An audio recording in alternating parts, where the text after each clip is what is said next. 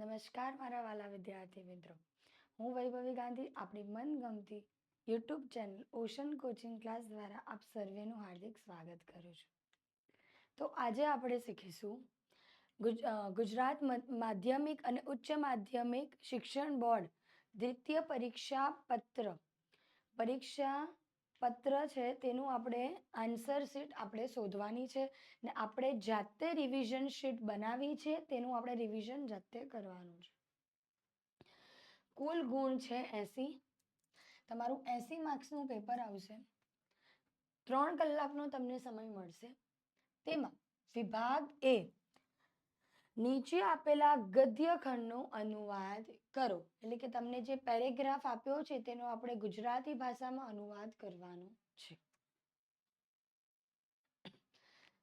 અથ તયો નિશ્ચિત જ્ઞાત્વા અનાગત વિધાતા નિષ્કાંત સહ પરિજેન દ્વો ઇમો ત્વેવ જલાશયે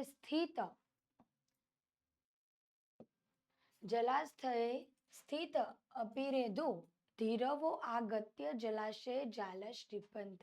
શું કહે છે? હવે તે બંને નિશ્ચય જાણીને અનાગત વિધાતા ત્યાંથી નીકળી જાય છે. તેણે નક્કી કર્યું હતું કે તે શું કરશે? ત્યાંથી નીકળી જશે. અનાગત વિધાતા તેના પરિવાર સાથે ત્યાંથી નીકળી ગયો. આ બંને ત્યાં જ સરોવરમાં રહ્યા. હવે તમને ખબર છે કયા બે માછલાઓ સરોવરમાં રહ્યા? તો કે યદ ભવિષ્ય અને બીજું પ્રત્યુત્પન્નમાંથી. કઈ રીતે? બીજા દિવસે માછીમારો આવીને સરોવરમાં જાળ ફેંકી. આપ્યું છે અહીંયા જલાશય જાલ શ્રીપંથી. શું કરે છે? જાળ ફેંકી દે છે. પછી જાળ વડે બંધાયેલા પ્રત્યુત્પન્નમાંથી મરેલાની માફક પોતાને બતાવી પડ્યો રહ્યો. એટલે કે પોતે મૃત હોવાનું સાબિત કર્યું, કે મૃત હોવાની એક્ટ કર્યો અને એવું સાબિત કરી બતાવ્યું. પછી ઝાડમાંથી દૂર ફેંકી દેવાયો. કે બધી માછલીઓ, જે જીવતી માછલીઓની વચ્ચે એક મરેલો માછલો કઈ રીતે રાખી શકાય? એટલે માછીમારો તેને ફેંકી દીધો, દૂર કરી દીધો. આગળ શું કહે છે?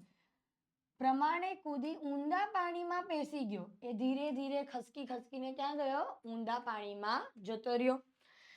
યદ ભવિષ્ય માછીમારોએ પકડ્યો અને મારી નાખ્યો. હવે તમને ખબર જ છે શું આપી જતા? તો અપસારિત યદા ઉપયમ ગંભીરની પ્રવિષ્ટિ, ડાયરેક્ટ અંદર જતો રહે છે. યદ ભવિષ્ય ધીર પ્રાપ્તન વ્યાપન અતવૃત્તન. એનાથી શું કહેવાયું છે?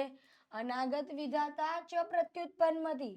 અનાગત વિધાતા જે આવ્યું નથી તેનું અનુમાન કરનારો, એટલે કે જે વસ્તુ થઈ નથી એનું આગામી અનુમાન કરવું પણ યોગ્ય નથી.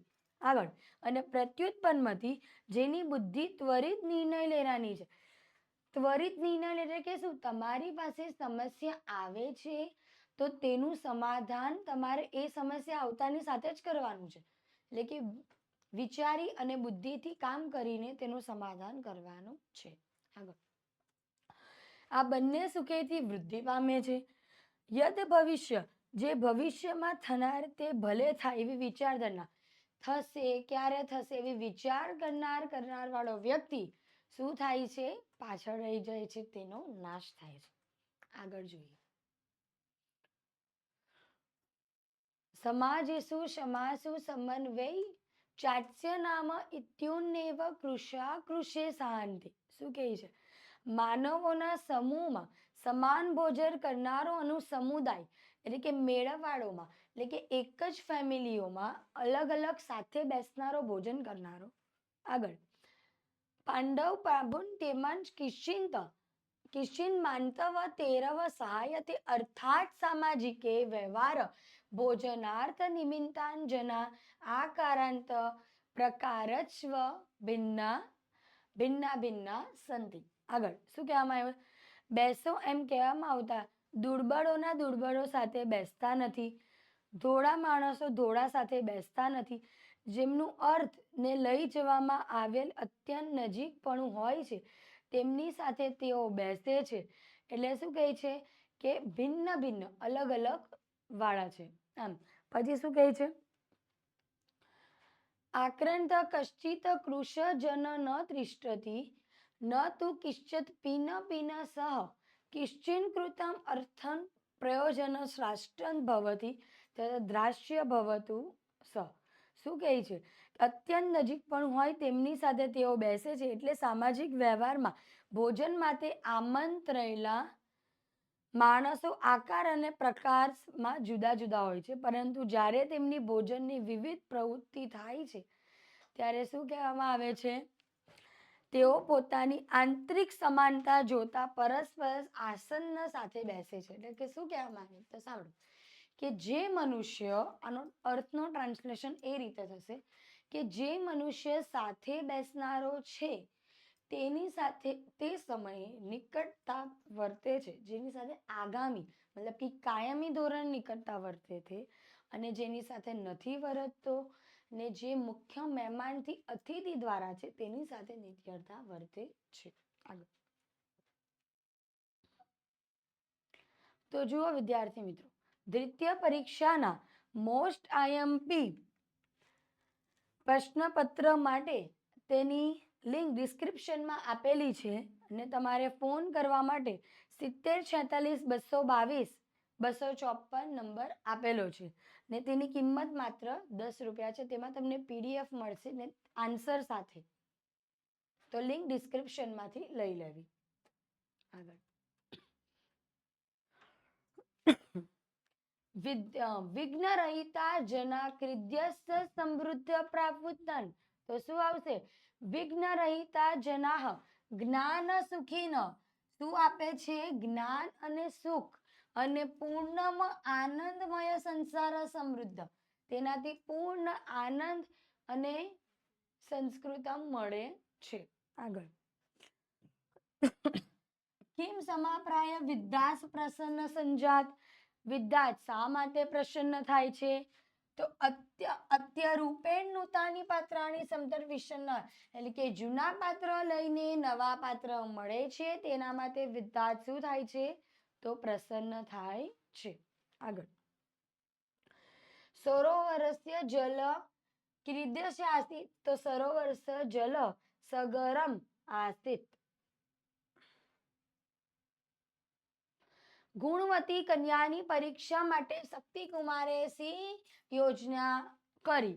તો ગુણવતીની પરીક્ષા માટે શક્તિકુમારની આ યોજના હતી. અનુરૂપ કન્યા જોઈને તેને પ્રસ્થ ડાંગરમાંથી, એટલે કે એક મુઠ્ઠી ડાંગરમાંથી સંપૂર્ણ રસોઈ કરીને જમાડે, સંપન્ન આહાર કરાવી શકે કે નહીં તે પૂછવું હતું. ઓકે, આગળ હેમચંદ્રાચાર્ય રચેલા સાહિત્યનું પ્રમાણ કેટલું છે? તો હેમચંદ્રાચાર્ય રચેલા સાહિત્યનું પ્રમાણ 1,00,000 શ્લોકો છે.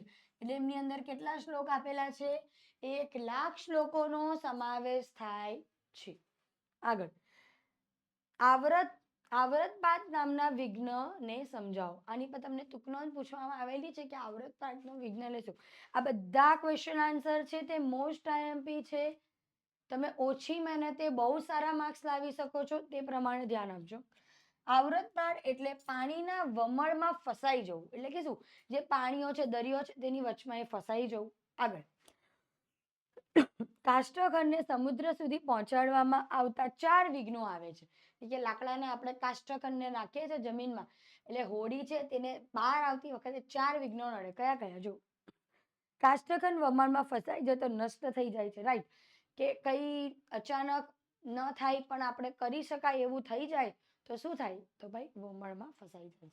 આગળ સમુદ્ર સુધી પહોંચી શકે નહીં, એટલે કે તે સમુદ્ર સુધી પહોંચી શકતું નથી, એટલે કે ઘણા બધા વિઘ્નો નડી શકે છે. આગળ જો કાષ્ઠખંડ જેવા મનુષ્ય જો સુખરૂપી સંસાર સાગરમાં પહોંચવા ઈચ્છતા હોય તો તેમને આવરપ્રદ એટલે કે મુશ્કેલીનો સામનો કરવો પડે. એટલે કે આમાં શું કહેવા માંગે છે?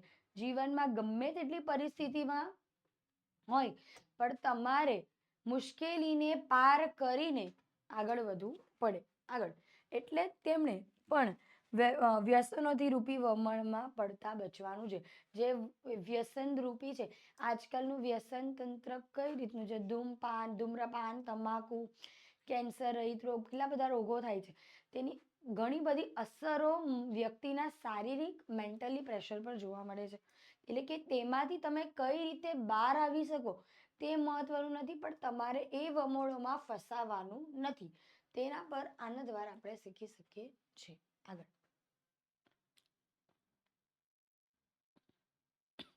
હવે તેના અથવામાં તમને એક સવાલ પૂછવામાં આવ્યો છે, તો કયો છે? આધુનિક યુદ્ધ અને મહાભારત કાલીન યુદ્ધ વચ્ચેનો તફાવત લખો. કયો છે? આધુનિક યુગ અને મધ્યકાલીન યુગ વિશે. તો જુઓ, આધુનિક યુગમાં વિવિધ પ્રકારના રસાયણો, અસ્ત્ર અને શસ્ત્રના લીધે યુદ્ધ ખૂબ ભયંકર હતા. એટલે કે તમને ખબર જ છે, આધુનિક યુગ એટલે કે હમણાં જે યુદ્ધ થાય છે તે બધામાં કેવું હતું? તો ભાઈ કે અસ્ત્ર અને શસ્ત્રનો ઉપયોગ વધારે થતો હતો.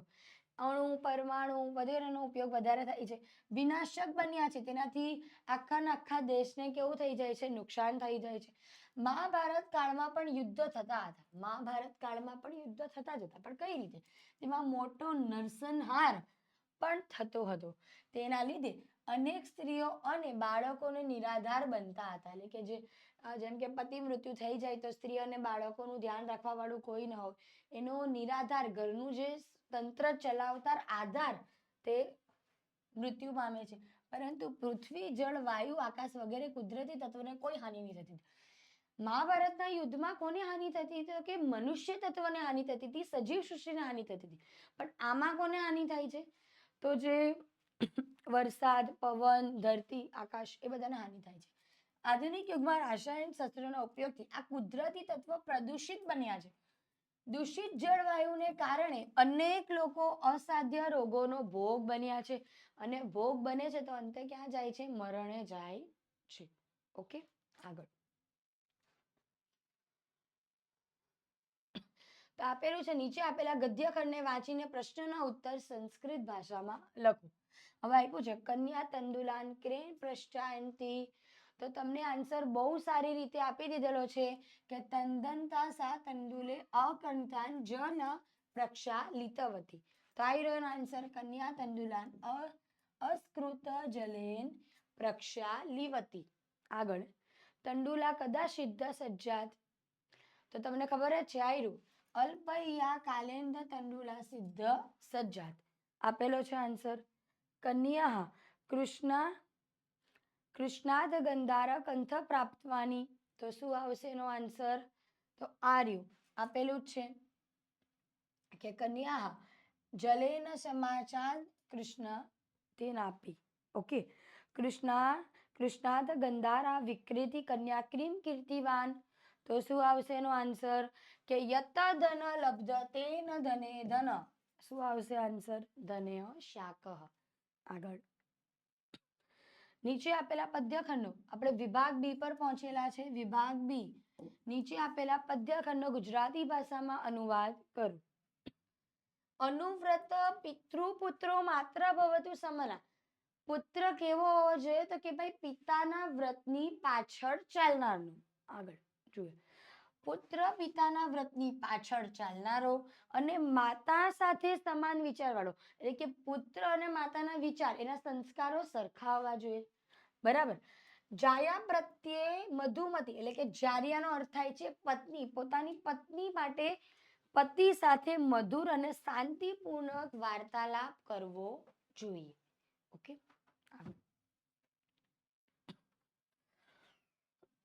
કાલે વર્ષે તો કાલે વરસાદ પડશે. પૃથ્વી સસ્યશાલિની, પૃથ્વી પર ચારે બાજુ શું થશે?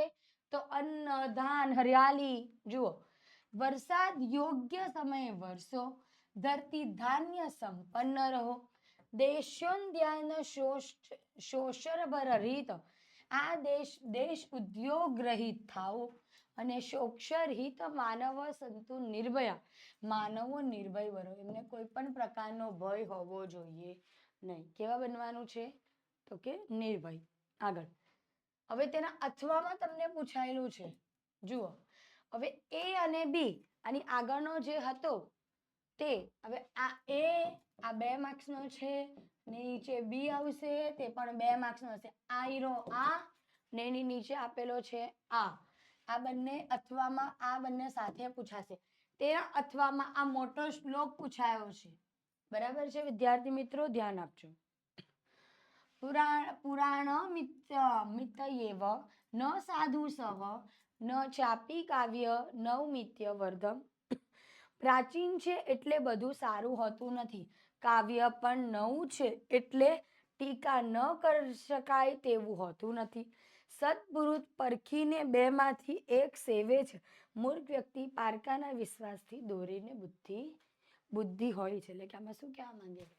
આમાં શું કહેવા માંગે છે કે જે પ્રાચીન છે એટલે કે જે જૂનું છે તે બધું સારું હોતું નથી એવું પણ જરૂરી નથી. બરાબર છે વિદ્યાર્થી મિત્રો? શું કહેવા માંગે છે કે જે જૂનું છે તે જ સારું છે એવું પણ માનવું યોગ્ય નથી, ને જે નવું છે તે પણ બહુ સારું છે એ પણ યોગ્ય માનવું નથી જરૂરી.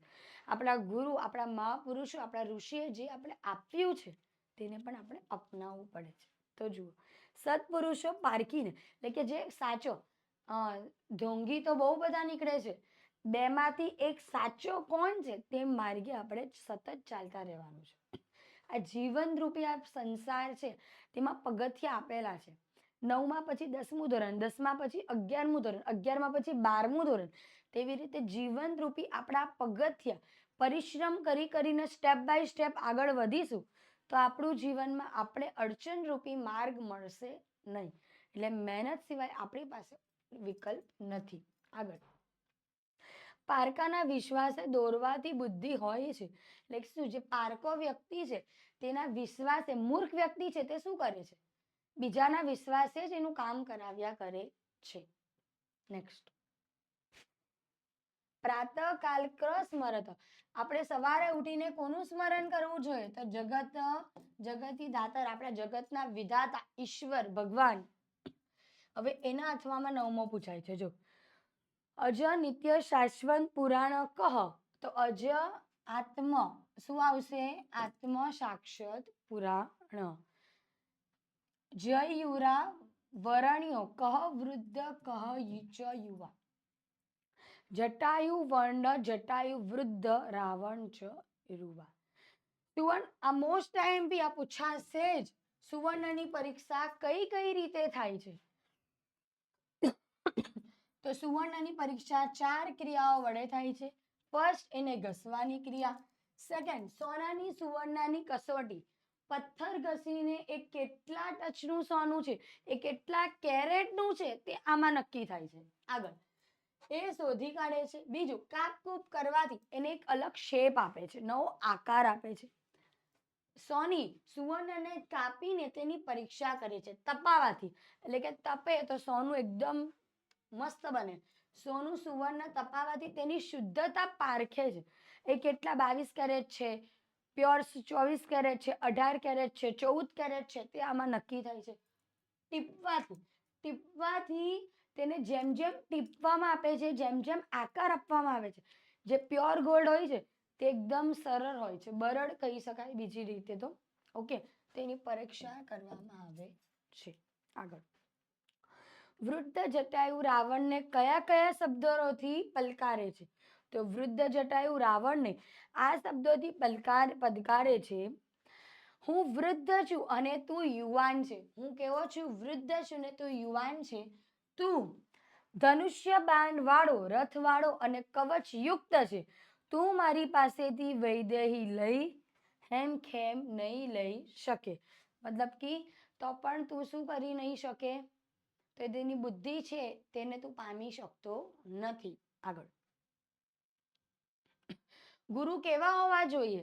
તો ગુરુ અધિગત્ય તત્વ, અર્થાત જેણે સંપૂર્ણ તત્વજ્ઞાન પ્રાપ્ત કર્યું છે એવા, અને જે સતત શિષ્યના હિત માટે તત્પર.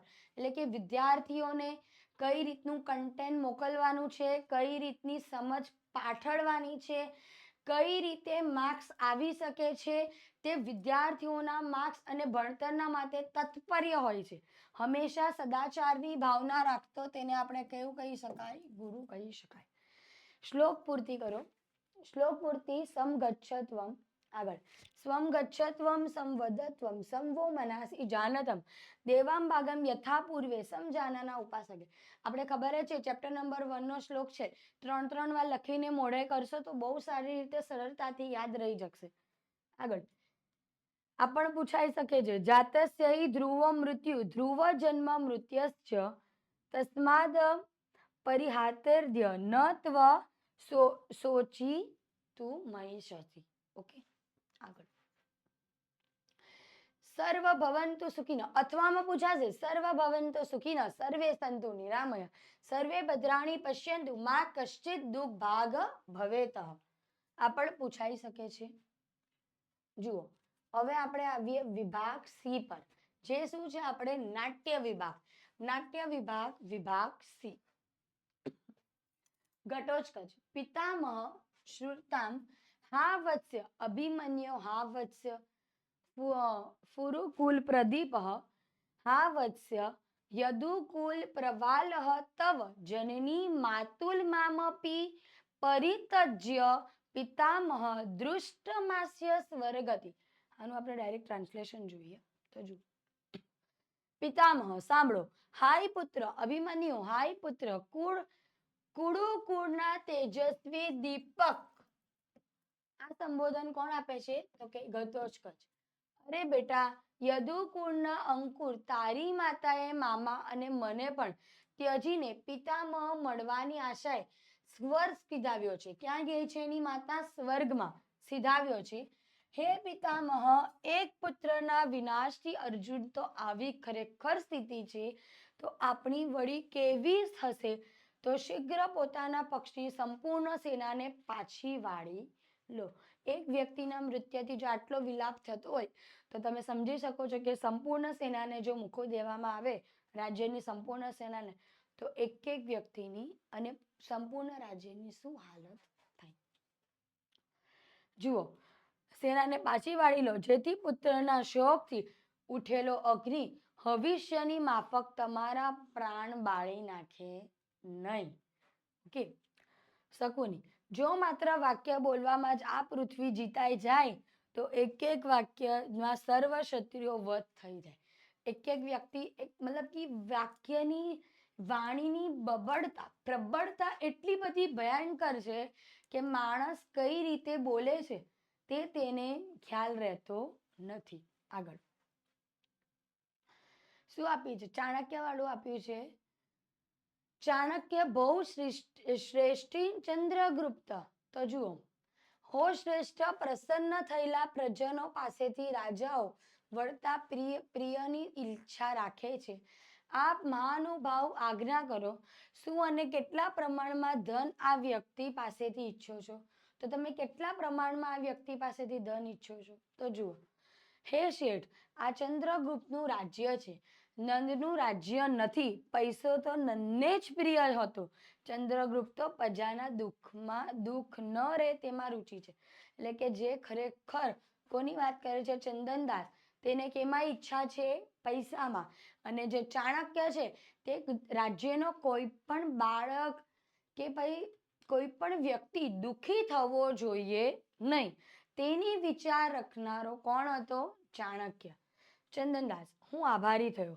ચાણક્ય અને દુઃખોનો અભાવ કઈ રીતે પ્રગટ થાય છે એ પૂછવું ન જોઈએ. શ્રીમાન આજ્ઞા આપો. સંક્ષેપમાં રાજા પ્રત્યે વિરોધ રહિત વર્તન રાખવું. એવો વળી કોણ અભાગ્યો છે જે રાજાની વિરુદ્ધ આચરણ કરે છે? અરે એવી તો કોની હિંમત થઈ કે જે રાજાની વિરુદ્ધ જાય છે? બરાબર છે. આગળ નીચે આપેલા વાક્ય કોણ બોલે છે તે લખો. ઇતિ ચિંતા વિષય ન પ્રિયત. આ ચિંતાનો વિષય નથી. પછી જોશું તો કોણ છે?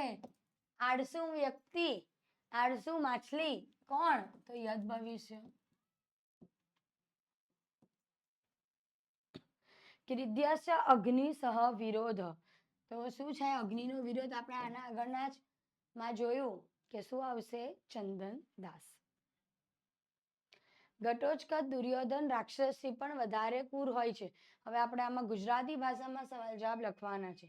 દુર્યોધન ઘટોત્કચ દુર્યોધન રાક્ષસોથી વધારે ક્રૂર શા માટે હોય છે?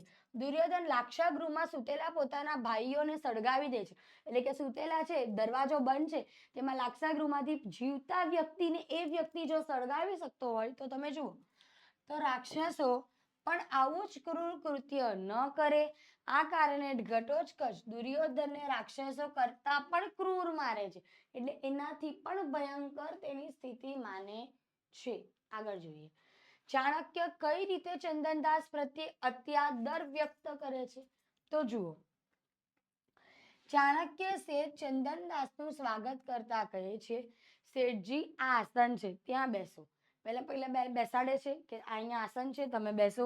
ચાણક્ય ચંદનદાસને આ પ્રશ્ન પૂછે છે, વેપાર ધંધો બરાબર ચાલે છે ને? તમારે વેપાર વૃદ્ધિના લાભ વધતા જાય છે. ચાણક્ય આ રીતે ચંદનદાસ પ્રત્યે અત્યાદર વ્યક્ત કરે છે, એટલે કે વધારાની વ્યક્તિત્વ ભાવના પ્રદાન કરે છે. આગળ નીચે આપેલા વિષય પર તુકનોંધ લખવાની છે. હવે આપણે શું લખવાનું છે? તુકનોંધ. ઘટોત્કચનું પાત્રા લેખન. તો જુઓ, હિડિંબા રાક્ષસીના ભીમથી થયેલો પુત્ર, એટલે કે હિડિંબા રાક્ષસીની ભીમથી થયેલો પુત્રનું નામ શું છે? ઘટોત્કચ. તેનું માથું ગળા જેવું અને વાળ વિહોળ્યું હતું, એટલે તેનું નામ ઘટોત્કચ પડ્યું. કર્ણ અર્જુનના વધ માટે સુરક્ષિત રાખેલી શક્તિનો પ્રયોગ આના પર કરવો પડ્યો હતો, એટલે કે જે શક્તિ હતી તે પ્રયોગ કરવો પડ્યો. ઘટોત્કચ શ્રી કૃષ્ણના દૂત તરીકે ધૃતરાષ્ટ્રની સભામાં આવે છે. કોના દૂત તરીકે આવે છે? તો શ્રી કૃષ્ણના. દુર્યોધન અને શકુની સાથે ઘટોત્કચ સંવાદ રોચક છે, એટલે કે અલગ છે, વિશેષ છે. કવિ ભાસ રાક્ષસીના પુત્ર ઘટોત્કચને પાત્રનો ઉપયોગ કરીને પ્રેક્ષકોને માનસ પટલ ઉપર દુર્યોધનની રાક્ષસની વૃત્તિ પ્રકટ કરવાનો સફળ પ્રયત્ન કર્યો છે. ઘટોત્કચનું માનવીય વર્તન પ્રશંસનીય છે, એટલે કે તેનું માનવ જાતનું વર્તન બહુ સારું છે એવું બતાવવામાં આવ્યું છે. ભોજ વ્યાકરણ. ભોજ વ્યાકરણ તમને ખબર જ છે, સિદ્ધરાજ જયશ્રીના સમયમાં આવેલું હતું. હેમચંદ્રાચાર્યએ લખ્યું હતું. વિક્રમની 12મી સદીમાં સિદ્ધરાજ જયશ્રીના માલવ વિજય કર્યો, એટલે કે માલવ પર વિજય કર્યો. વિજય પછી જયશ્રી રાજા યશોવર્માનું સઘળું ધન લઈને અનહિલપુર પાટણ પાછો આવ્યો. ધન સાથે ત્યાંનો ગ્રંથ ભંડાર પણ તેના હાથમાં આવ્યો. આ ગ્રંથ ભંડારમાં અનેક અજોડ ગ્રંથો હતા. એવા ગ્રંથો, એવું સાહિત્ય કે જે આપણા ભારત સંપ્રદાયમાં કોઈ પાસે ના હોય એવું સાહિત્ય, એવું વ્યાકરણ સાહિત્ય. આજે સંસ્કૃત સાહિત્યની રચના હજારો, કરોડો, અબજો વર્ષો પહેલા થઈ ચૂકી છે.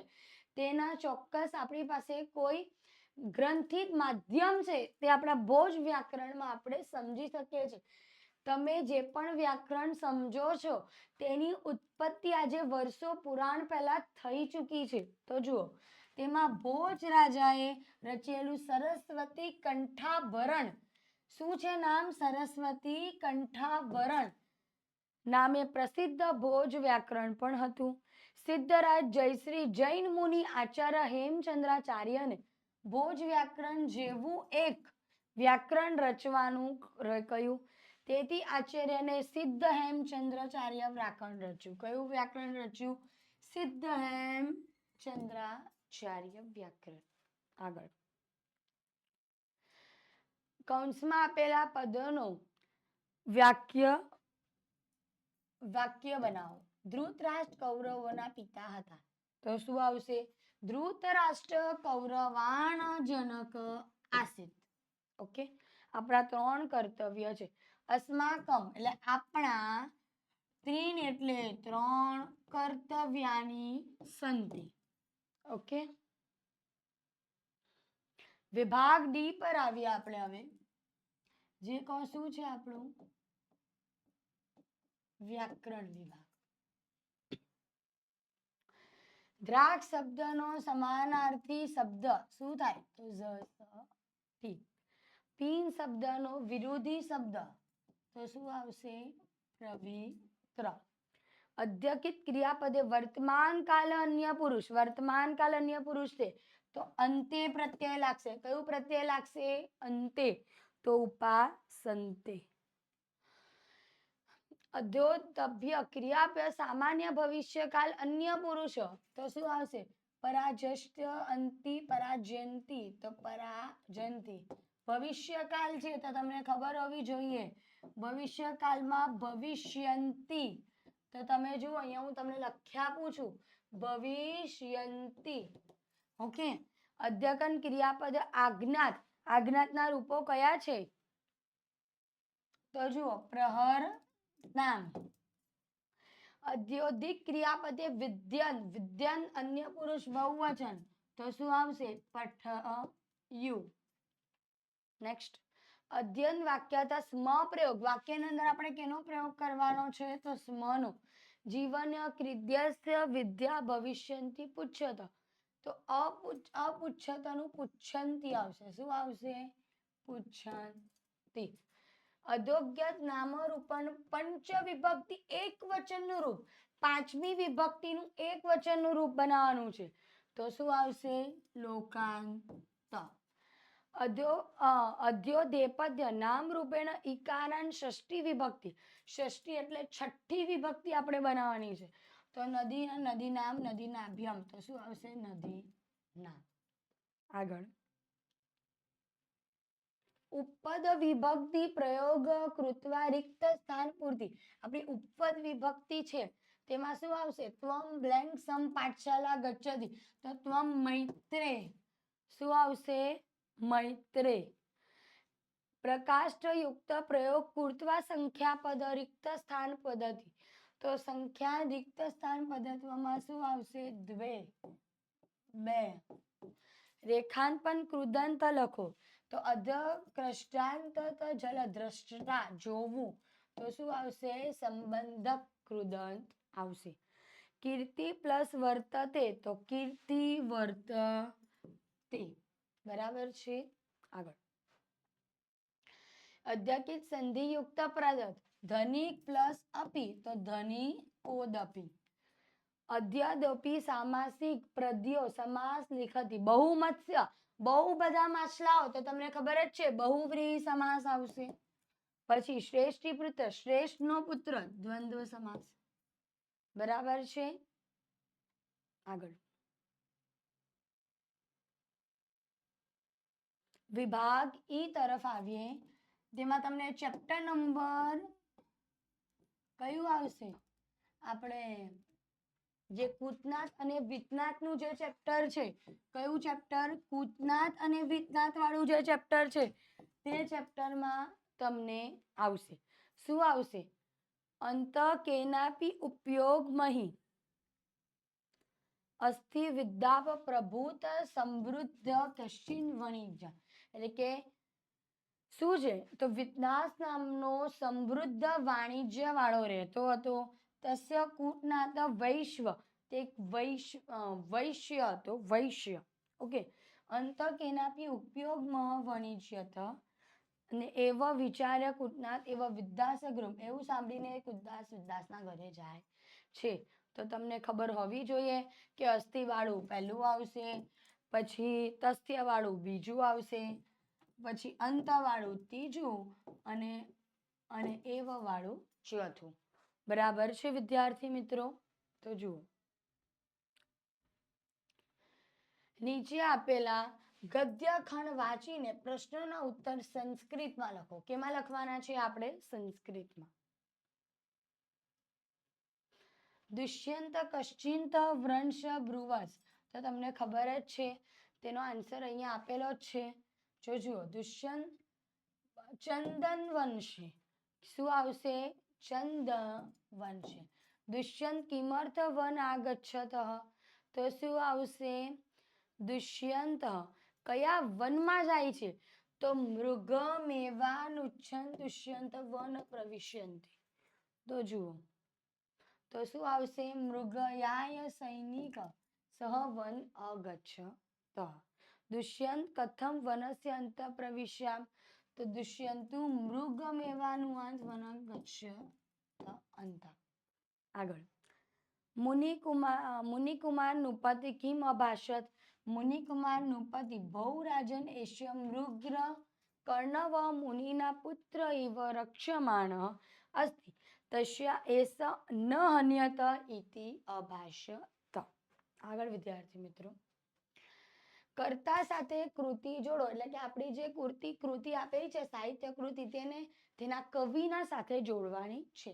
ફર્સ્ટ છે કાલિદાસ. કાલિદાસનું તમને ખબર જ છે માલ વિજ્ઞાન અગ્નિ ને બોધનાન. તો શું આવશે? ભગવદ જુલિત્યમ.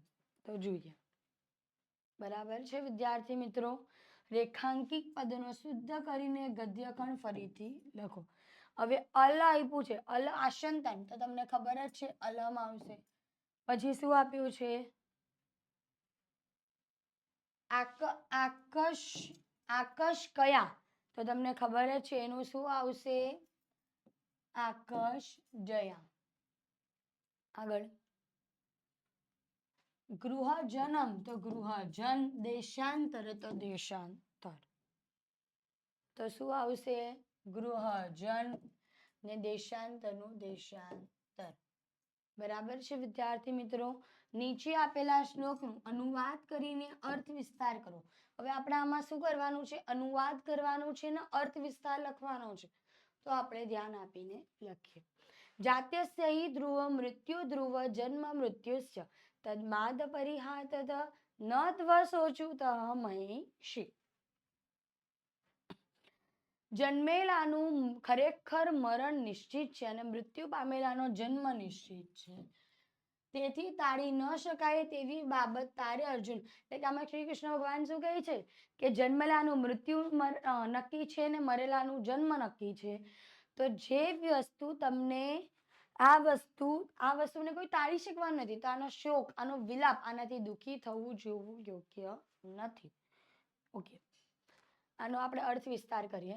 અર્જુન કુરુક્ષેત્રની યુદ્ધ પોતાની સાથે ભીષ્મ, પિતામહ, દ્રોણાચાર્ય વગેરે ગુરુજન તેમજ અનેક સ્નેહીજનોને જોઈને યુદ્ધ ન કરવાની ઈચ્છા પ્રગટ કરે છે. શું કહે છે? કે આ જોઈને મારાથી યુદ્ધ થશે નહીં.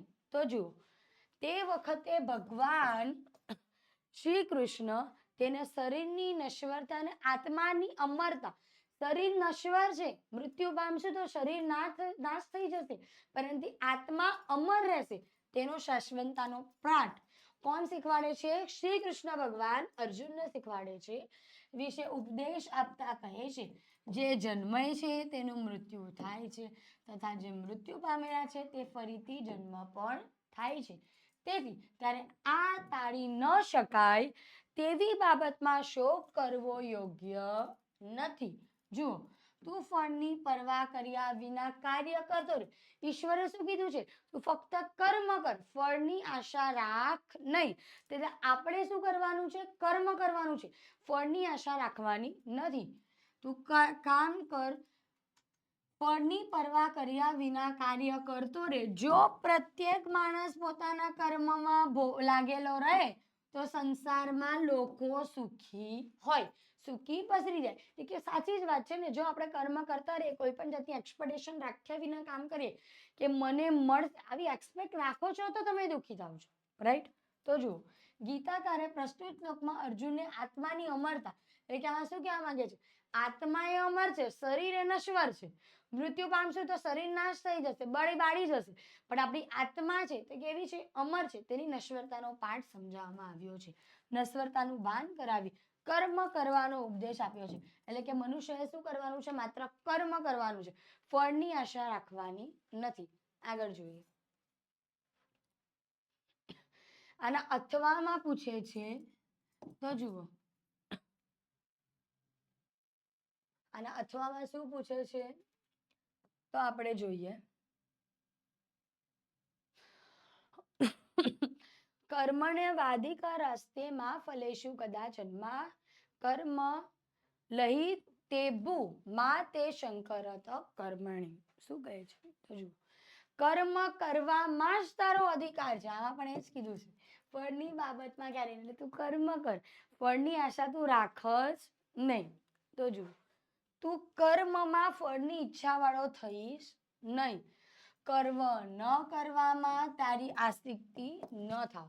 કે આપણે કર્મ તો કરવું જ પડવાનું છે, ફળની આશા રાખવાની નથી. તો જુઓ, પ્રસ્તુત શ્લોકમાં શ્રી કૃષ્ણ અર્જુનને કહે છે, તારે સદૈવ કર્મ કરતા રહેવું જોઈએ. આ કર્મથી મને શું મળશે એનો તારે જરા પણ વિચાર કરવાનો જ નથી. બરાબર છે?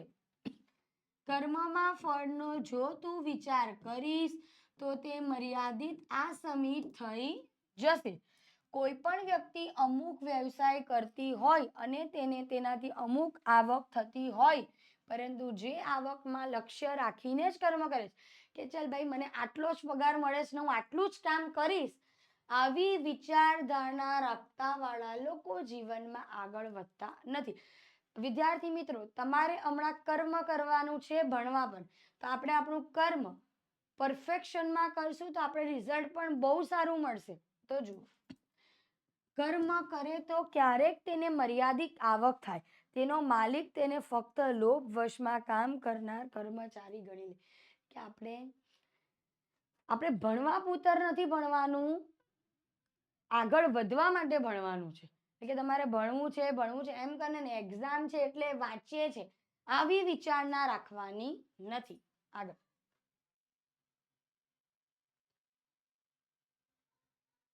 તેનો અર્થ વિસ્તાર જોઈએ. ભારતની સંસ્કૃતિમાં કર્મનો સિદ્ધાંત મુખ્ય છે. કર્મ જ વ્યક્તિને મહાન કરે છે. વ્યક્તિના સાચા ખોટા કર્મને આધારે તેનું લોક કે પરલોકમાં જીવન નિર્વાહ થાય છે. ગીતાના કર્મ ફળનો મોહ ન રાખનાર સ્વાર્થ ત્યજીને નિષ્કામ ભાવે કર્મ કરવાની પ્રેરણા આપે છે. ફળની અપેક્ષાથી જે માણસ કર્મ કરે છે તે કર્મફળ જીવોને બંધનમાં બાંધે છે. પરિણામે આવા જીવોને મુક્તિ મળતી નથી. મનુષ્યના કર્મો પ્રમાણે જ તેનું ફળ પ્રાપ્ત થાય છે. તેથી કર્મફળ લાલચા રહિત થઈને કર્તવ્ય બુદ્ધિથી કર્મ આચરવું જોઈએ. કર્તવ્ય બુદ્ધિ આપણું કર્તવ્ય છે, કર્મ છે, તેને આપણે કરવાનું છે.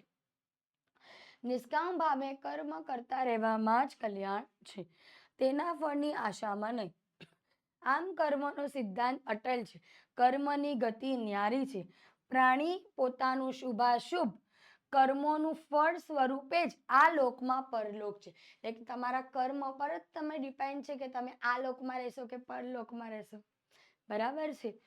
દુઃખોના ભોગતા બને નહીં, તેથી ફળની અપેક્ષા રહિત થઈને પ્રમાદ કર્યા વિના કર્મોનું આચરણ કરવું જોઈએ. એટલે કે શું કરવું જોઈએ?